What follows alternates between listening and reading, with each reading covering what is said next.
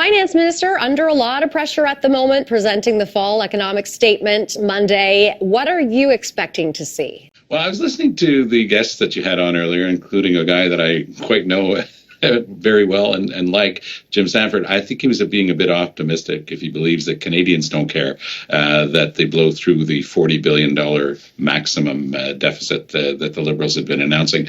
I don't think, Renee, that the average Canadian spends a lot of time thinking about debt to GDP ratio. That's a bit complicated. What people will notice, because they're having to cut back on their own expenses, times are tough, people are having a hard time putting groceries on the table, and if the government can't hold to its own $40 billion prediction, it can do all it wants to talk to Canadians about the overall situation. Canadians will just say, you're telling us that we have to belt tighten because times are tough, and you are not capable of managing your own budget. So Chrystia Freeland's in a bit of a tough spot.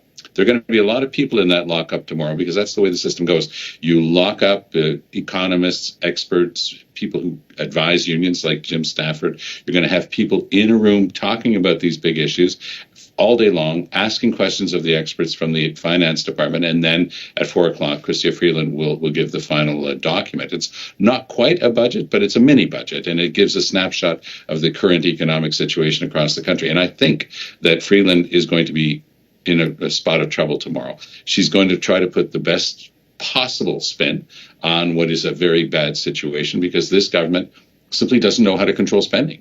Right now, we're in the middle of an 8-week tax holiday that benefits very few people, that is a massive burden on the average small business, but it was concocted not by the finance department.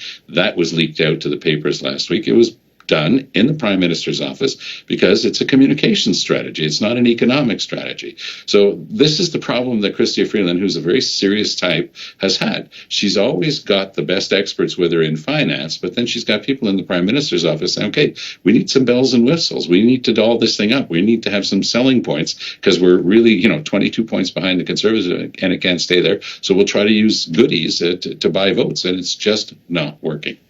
Are we going to learn more tomorrow about how Canada intends to deal with Trump's tariff threat? And what do you expect to be coming out of that? I think you're completely right on that, Renee. I do think that what's going to be used as a bit of a distraction is the current very volatile situation with the Americans. I was listening to Bill Morneau before, and I got the chance to read the transcript of his conversation with Vassy Kapelos on CTV Question Period that's going to be up today. And it's quite interesting because what he does is he gives very sage advice, and then you just sort of go, oh yeah, this is the guy that Trudeau fired. And then everything started to go south in terms of Canada's finances. And it really is a sad thing that somebody of his wisdom and experience isn't around to try to help right now. Now, don't get me wrong. I think that Chrystia Freeland is an outstanding administrator, but I don't think she's a very good at selling stuff.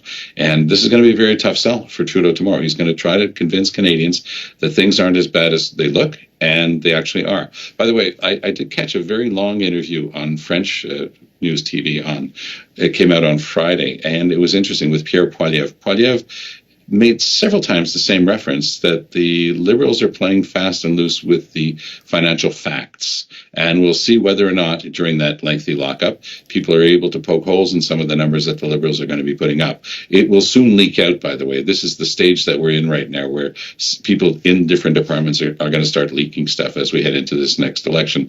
The senior bureaucrats know that the government is about to change, and they're going to be trying to protect themselves. And if there has been skullduggery in preparing these numbers, believe me, it's going to come out in short order.